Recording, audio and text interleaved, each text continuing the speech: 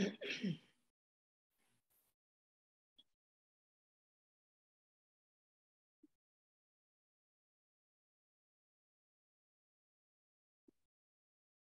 mean, this energy is very powerful.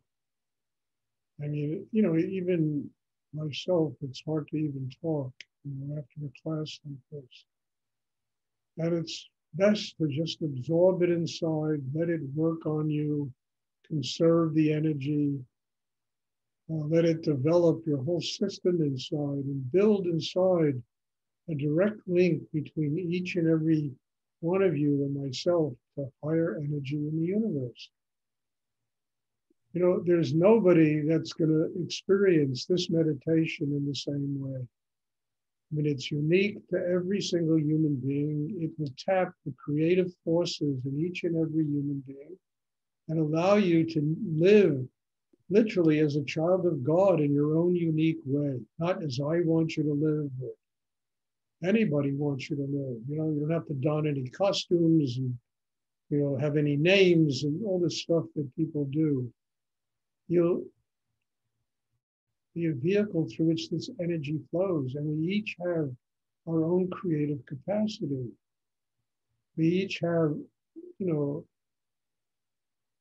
destiny in this world of what we have to do in order to serve that energy and to be one with that energy.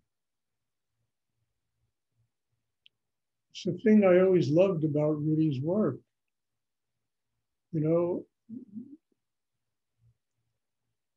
It was a way of building a system that allow you to truly be what you were destined to be here in the world. Not to some strange image you have in your brain of who you are and some charismatic or personality or persona thing, but truly who we are as children of God and how we can serve that higher force in the world, in what unique way each and every one of us can serve that higher force. Does anyone have a question they would like to ask? I always stress that we have to get the training. I mean, don't ever take that for granted. I mean it. The training is essential. My training with Rudy was essential, in the development of everything I've learned in my life today. Without that training, forget about it,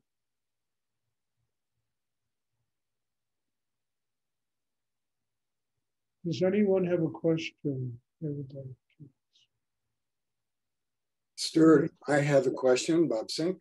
Yes, Bob. What is the best way to be listening, how to be of service in the world? Can you repeat that? How best to listen to what things you choose to be. Can you please, Francis, stop moving? It's really important.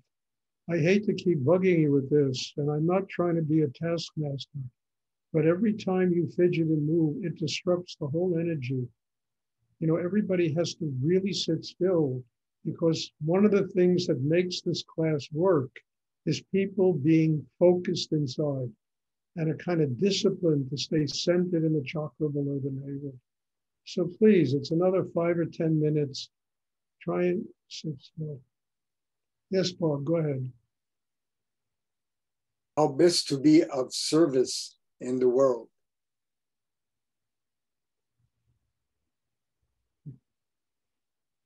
Well, I don't know, you're the strangest person to ask that question, because, you really do service in the world. You do it unconditionally for many different people, that practice many forms of, spiritual practice, and you do it without asking for anything.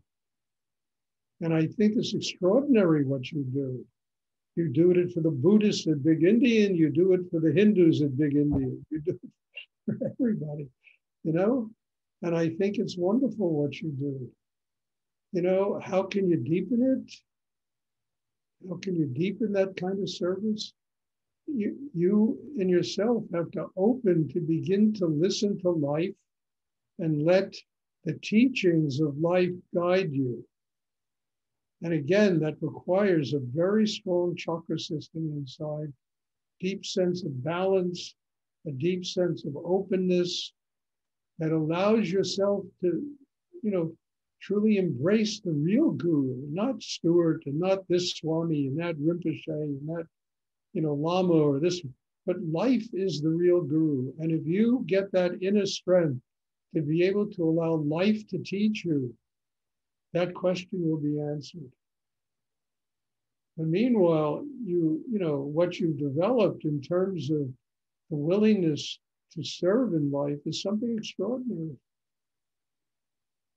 And it's something wonderful that I deeply respect, Bob. I'm telling you, But you even, the things you do for me, posting my blog, the books I've written, all the stuff you've done for me, has me very grateful and gives me a very deep respect for your ability to do that in life.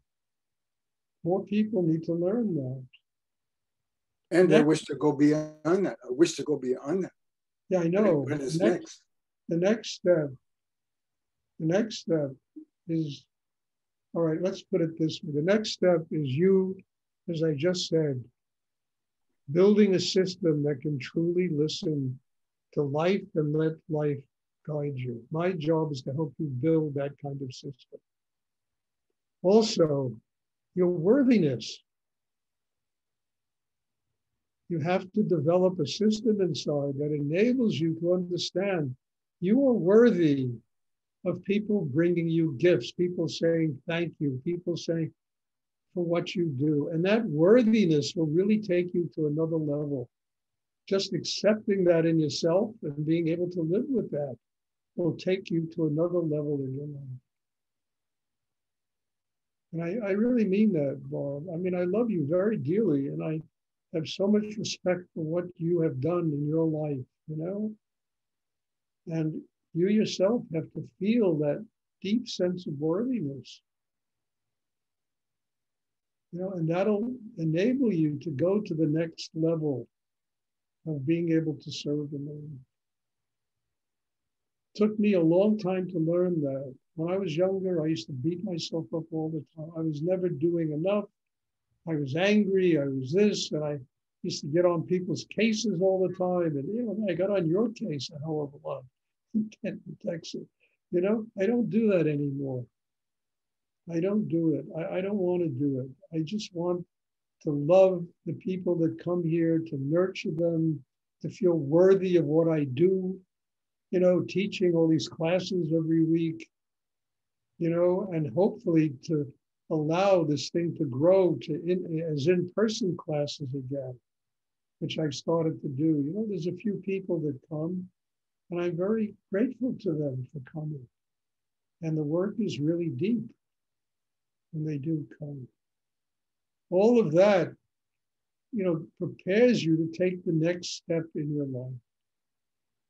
It prepares you not to be afraid, to be a servant of God, not to be intimidated by that, or threatened by that, or think, that you're kind of joining some kind of cult or something. It's not.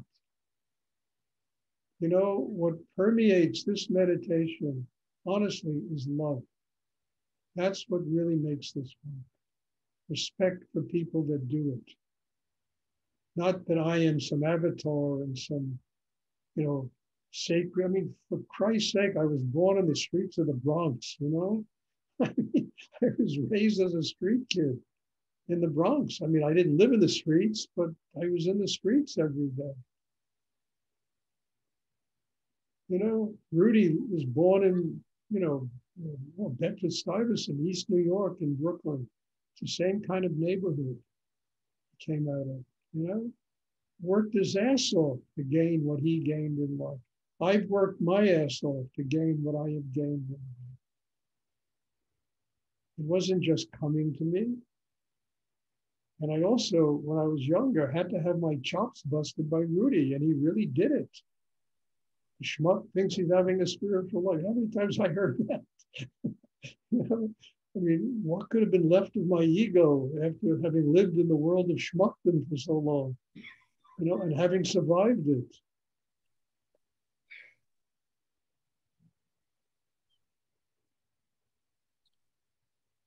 All of that and the willingness to work with that and grow because of all these things, it makes you worthy of serving God in this world. You are being tested by God. And are you going to let your ego get involved, or are you going to say, holy shit, what do I have to do to grow?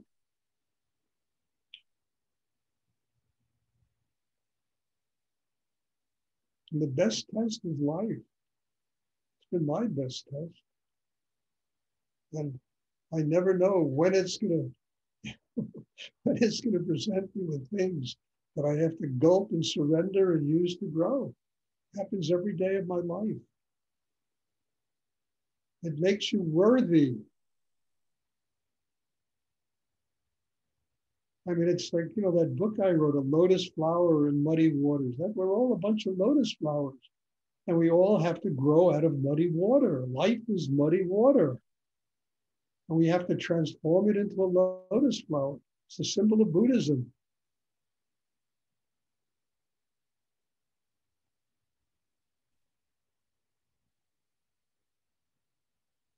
That makes you worthy. That takes you to a higher level. And then they dump in your lap the service that you have to do. This Zoom thing was just dumped in my lap. I made it. Whoever thought of Zoom? I didn't know what the hell it was. It was dumped in my lap, and now it's touching people all over the world, which I think is an extraordinary thing, And it's not that I like it. I would much rather have in-person classes with everybody. But you got to use what they dump in your lap and work with it and make it work for you.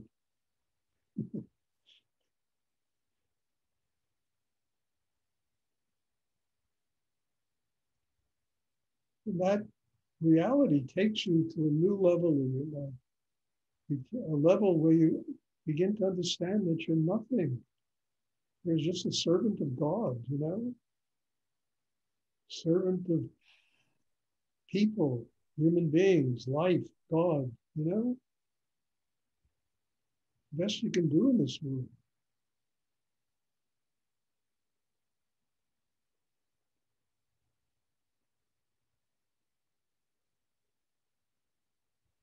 Does anyone else have a question?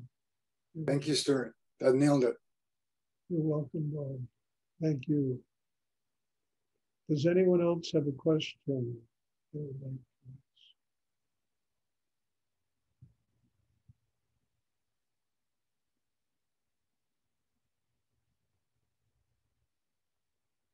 Paula, you don't have a question? She's still here. Of course.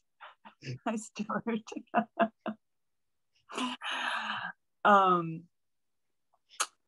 My question is about the energy that moves inside us during the meditation, and then it felt like a hand touched the back of my spine in a particular spot.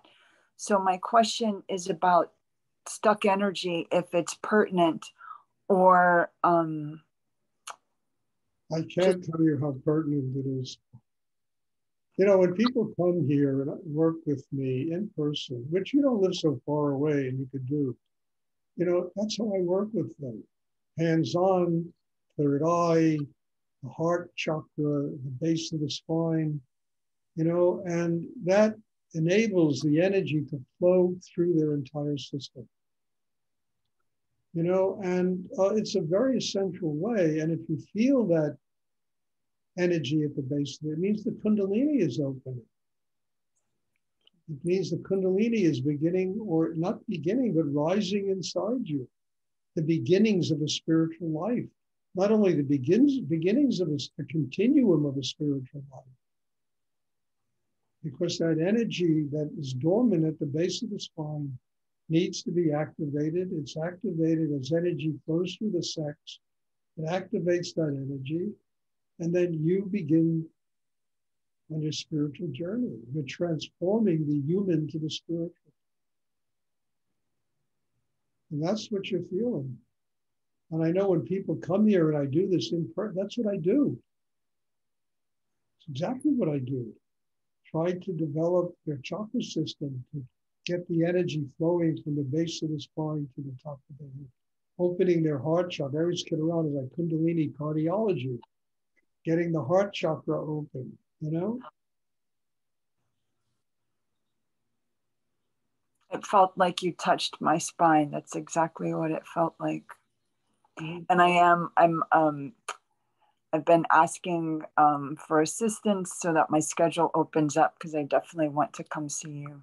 Yeah, I have class on a Saturday. I don't know if you, but you don't live far, you know, it's a Metro North ride to here, you know, and it takes one stop, two stops, 125th Street and Stanton, you know.